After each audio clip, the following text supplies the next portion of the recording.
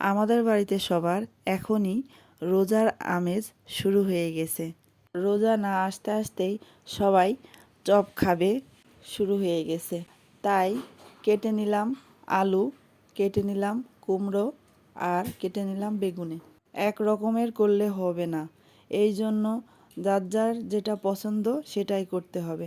প্রথমে একটু বেসন নিয়ে নিলাম, বেসনের ভেতর দিয়ে দিলাম পরিমাণ মতো লবণ, দিয়ে দিলাম শুকনো মরিচের গুঁড়া, দিয়ে দিলাম হলুদের গুঁড়া, দিয়ে হাতের সাহায্যে শুকনো উপকরণগুলা মিশিয়ে নিলাম।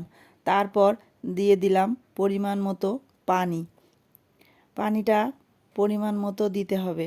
তারপর হাতের সাহায্যে ভালোভাবে পানির সাথে মিশিয়ে নিলাম। এই যে আমার বেসনটা গোলানো হয়ে গেছে।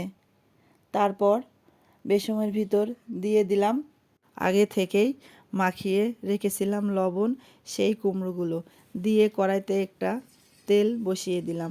তার ভেতরে দিয়ে দিলাম কুমড়োর চপও বলতে পারেন, আবার কুমড়োনিও বলতে পারেন। তারপর এই যে আমার কুমড়োনিগুলো সুন্দরভাবে ফুলে উঠেছে। তারপর উল্টে পাল্টে এপাশ ওপাশ করে ভালোভাবে ভেজে নিলাম। এই যে আমার কুমড়োনিটা ভাজা হয়ে গেছে, মশমশা করে ভেজে নিলাম।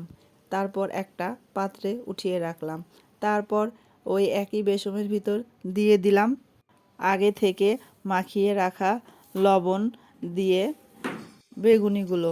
তারপর বেসনের ভিতরে দিয়ে একটা একটা করে সব বেগুনিগুলো তেলের ভিতরে দিয়ে দিলাম। তারপর এই যে আমার বেগুনিগুলো সুন্দর ফুলে উঠেছে। তারপর বেগুনিগুলো এপাশ ওপাশ করে উল্টে পাল্টে ভেজে নিলাম লাল লাল করে।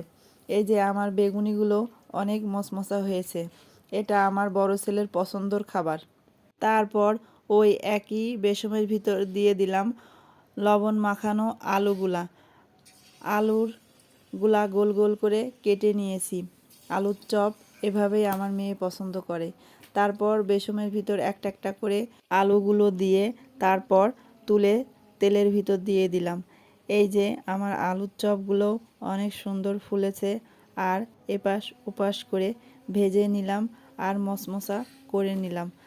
আর এটা আমার মেয়ের পছন্দর খাবার। এই যে বানিয়ে নিলাম তিনজনার পছন্দর খাবার। আর আমার ছোট ছেলে পছন্দ করে কুমড়োর চপটা, তার মিষ্টি পছন্দ। এই জন্য কুমড়োর চপটা খেতে একটু মিষ্টি মিষ্টি লাগে, এই জন্য সে কুমড়োনিটাই পছন্দ করে। তিনজনের পছন্দ তিন রকম। আজকে ভিডিওটা এই পর্যন্ত। আসসালামু আলাইকুম।